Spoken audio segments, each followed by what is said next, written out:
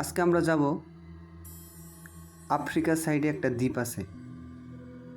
শুনেছি দ্বীপটা নাকি খুব ভয়ঙ্কর, অনেক আত্মা নাকি ওই জায়গায় ঘোরাফেরা করে। শুনেছি এক সময় ওই জায়গায় মানুষের খুব বসবাস ছিল, কিন্তু কোনো এক কারণে সেই দ্বীপ ছেড়ে সবাই চলে যায়। সেটাই আমরা দেখতে যাব। তো ওই জায়গায় বিমান ল্যান্ড করার মতো কোনো জায়গা নেই, তাই আমরা ভোটে করে বিমান থেকে প্যারাশুটের মাধ্যমে নামতেছি। দেখা যাক কি হয়। আপনাদেরকে আশা করব পুরোটা দেখানোর জন্য।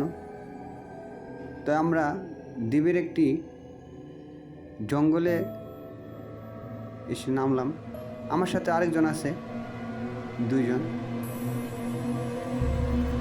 মোট আমরা তিনজন। একজন ক্যামেরাম্যান আর আমার সঙ্গী একজন। তাই আমরা যে দেখি যে আসলে কি এই জায়গায় কোনো ভয়ঙ্কর কিছু আছে নাকি না, আমরা শুধু ভয় পাই। তা আমরা কিছু মাল সামানা নিয়ে নেব, কোনো বিপদ আপদ তো হতে পারে। আমার সাথে আরেকজন যে আছে ও একটু দূরে আছে। ও আবার এই ভূত পেত একটু কম ভয় পায়। আমরা কবরস্থানে, ও মাই গড, এ তো খ্রিস্টানদের কবর দেখা যায়। হয়তো তারা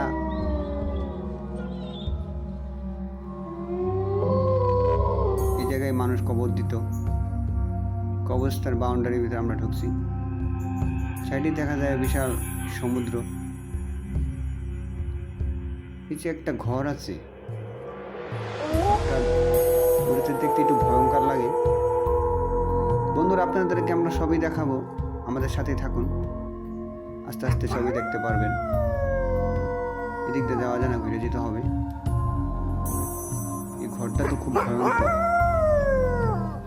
কিরকম যেন একটা ভুতুরে দেখতেই গাও শিউরে ওঠে।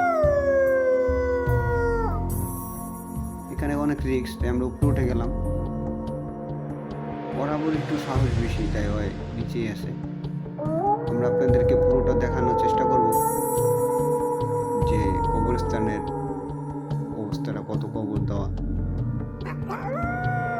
আসলে এটা জানি না কাদের কবর, কিন্তু বেশি সম্ভবত এই জায়গার স্থানীয় লোকদেরকে কবর দেওয়া হয়েছিল। হয়তো কোনো কারণে তারা চলে গেছে। আসলে এই জায়গাটা খুব ভয়ঙ্কর লাগতেছে। আমি এই জায়গায় একটু মানুষও নেই, পুরো একটা দ্বীপ, পুরো দ্বীপটাই খালি। বন্ধুরা, আপনাদেরকে আমি ঘুরে ঘুরে দেখানোর চেষ্টা করব। আমাদের ক্যামেরাম্যান সে দেখানোর চেষ্টা করতেছে যতটুকু পারে আর কি। এই যে এটা কার যেন কবর, একা দেওয়া, হয়তো তাদের সাথে দেওয়া হয়নি। ছোট ছোট ঘরও দেখা যায়। আমি যেই ঘরটার উপরে দাঁড়িয়ে আছি, হয়তো এই ঘরটা কোনো গোরস্থানের কোনো দায়িত্বের যে লোক ছিল, হয়তো তাদেরই হবে। ঘরটা কিরকম হিদলা পড়ে গেছে, অনেক পুরনো দেখতেই দেখা যায়। দূর একটা কিসের যেন টাওয়ার দেখা যায়, জানি না এটা কি। একটু লাইটের মতো কি যেন চলতেছে, আমরা একটু জুমিং করে দেখি।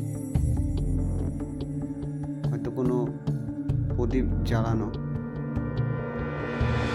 আসলে মানুষের মুখে যা শুনতাম তা দেখে ভুল নয়।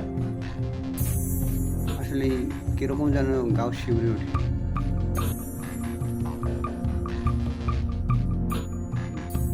আমরা এখান থেকে চলে যাব।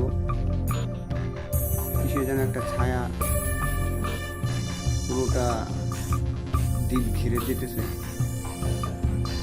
তার আগে দিয়ে আমার সঙ্গী কোথায় খুঁজতে হবে।